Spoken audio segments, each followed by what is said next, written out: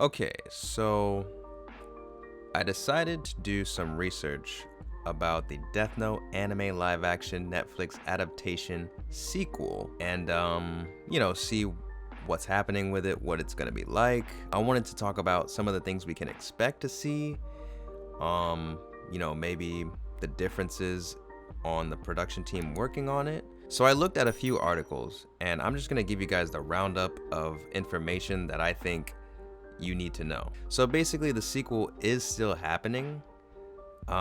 We don't have a whole lot of information on it yet.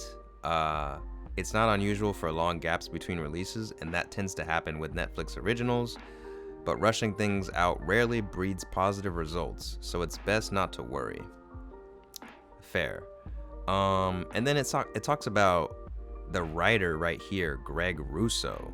I guess it turns out that Greg Russo, the writer, was more responsible for, the hot mess that was Death Note.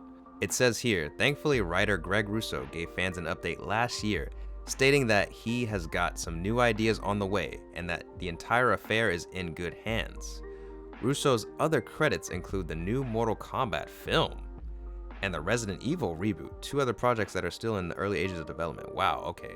So he's working on the new Mortal Kombat movie, which actually just had some screenshots and trailer released for that recently, which is crazy. I can't believe this guy is writing for that.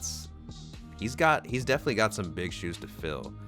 I love Mortal Kombat. I love fighting games, so that's a whole other thing. But back to Death Note. So here's the tweet that he put out. It says, appreciate all the check-ins from Death Note fans. Have something very cool in the works for the franchise. Can't talk about it yet, but it's definitely alive and in good hands.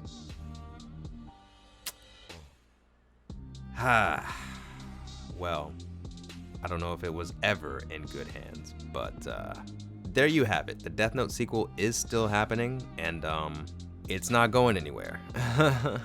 Did you know, actually, originally this film was supposed to be in theaters, and that's why I was really scared when Death Note first got announced as a live action film, because in my head I'm like, oh my god, there's gonna be so many kids that go to this movie, see it in theaters, and be like, oh my god, Death Note is so cool and so amazing, and not know the quality, the thrill ride, the just everything that the anime is, and they just only take away from the film. And because in a lot of movies they don't say like, oh, inspired by the anime, or they don't say like, go check out the anime. It's just like, hey, this is my movie, and the director's like, hey, I made this, I'm cool. You know what I mean? So I felt like I was so terrified. I was like, oh my god, there's gonna be so many kids just talking about Death Note, only seeing the live action movie, and it's gonna piss me the fuck off. But then they made the film Netflix only because they didn't have faith in it, and I was so happy. I was like, great, that way if it sucks, it won't be that important, right? Only people that have Netflix will see it, and whatever. And then by the time I actually watched it, like, I was surrounded by people in college, so it was like, it was a very adult kind of environment, behavior, atmosphere. So I didn't really think back to, like, because this movie was announced way before it came out. Because when it got announced, like, I was in high school, like, early. I want to say maybe even middle school. No, actually, it was high school. It was high school. I was in high school when the movie got announced. So I was thinking, okay, it's going to come out in high school. And it didn't. It came out all the way to when I was in college. So it was like, okay, by then, I'm going into it with a more mature mindset. But yeah, I mean, this movie was announced and in the works for a while, a long time. They're talking about the cast right here.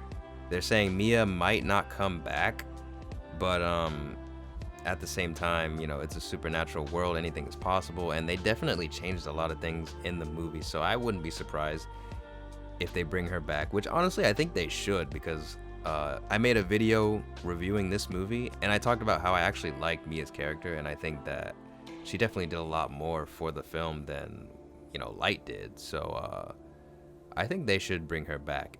Okay, so This article talks about how Adam Wingard, who was the director of the film, might not be directing the sequel because he's already making a bunch of other movies, and he's on projects like Godzilla vs. Kong, which is crazy. But obviously this article is from like, it's from a while ago, 2020 August, yeah. So this article is pretty old, but yeah, Adam Wingard might not be directing it. Honestly, if Adam is responsible for the music choices, then I'd be glad that he has nothing to do with this. But like I've said in other videos regarding this movie, in terms of the cinematography, production design, this was top notch. This movie did really well for the appearance side of things, in terms of translating Death Note. So if I think that portion of Adam's contribution was very successful, but the music choices, major L. So no pun intended. But yeah, so I'm not sure how I feel about him not being a part of the project, because I really don't know how much influence and involvement he had with a lot of the things that suck. And apparently, this guy, Greg Russo, the writer, had more to do with it than we thought. So, because again, director and writer are very different things. Maybe Adam not being a part of this movie, could be bad, but it's not confirmed. Adam might still come back for it, but we'll see. Wikipedia says the budget for the movie was $40 million. I mean, it's Wikipedia, so probably not accurate, but sounds about right. That's I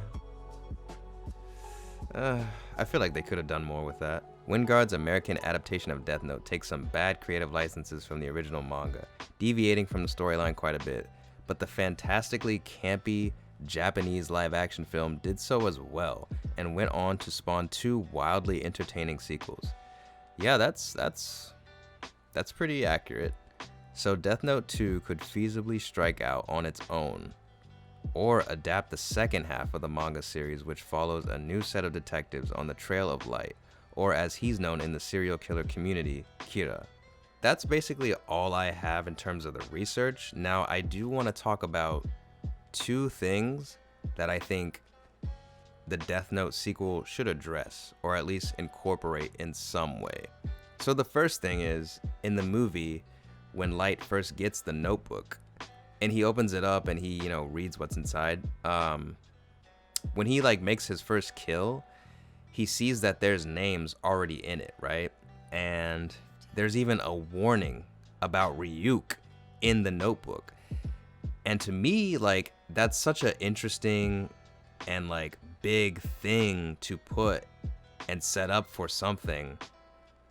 But ultimately, they don't do anything with that. It just never really goes anywhere. You could say that maybe it leads into Ryuk being evil, I guess. But it honestly, I didn't really get that. So I feel like they really could have done something interesting with that, because you have this setup of who was the first person in the human world to get the notebook, and what happened to him, who was the first Light Yagami, and they could have used that as a way to build the relationship between Light and Ryuk, and the comparison between how many people have used the notebook and how how Light compares to those people, stuff like that. I mean, Ryuk mentions in the film a lot that he likes Mia, and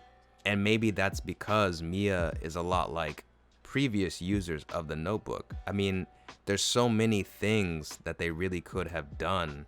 Because the other thing that kind of doesn't make sense is well, if L's been around all this time and there's been other people that have used the notebook, why hasn't L caught on to them? So I really hope that they go more in depth with that for the sequel. And the other thing, actually, I guess it's not something that, you know, they need to improve on per se, but this is something that, because I remember seeing when the movie first got announced that it was originally supposed to be a TV show, and it was going to be on Netflix, you know, in seasons instead of the one movie, right? So they definitely could have done a lot more, and I feel like a lot of the things I think could have been more fleshed out, more perfected, and maybe it would have turned out to be a good series. But obviously, you know, the sequel is gonna be a movie, so there's no really chance for it to turn into a series. But you know, it was just something I thought of, since it originally was supposed to be a series. Like, should we take anime live action adaptations that direction instead of making these anime into a movie, make them into series instead? I don't know. It's just something I thought of, something to think about, you know? Anyway, that's pretty much all I have for this one. I have other videos regarding this film, how to fix Death Note live action, and I even reviewed the movie, and I did another video titled Everything Wrong with Death Note live action, which is talking about a lot of the changes and things that I didn't like about the film. So if you guys want to know more or see more of me covering this film, go ahead and watch those. Other than that, you know, this channel is dedicated to anime live action. So if you liked my take, if you liked my information and what I had to bring to the table, go ahead, subscribe, leave a like on the video. It helps me out a ton. And until then, I'll see you guys in the next one.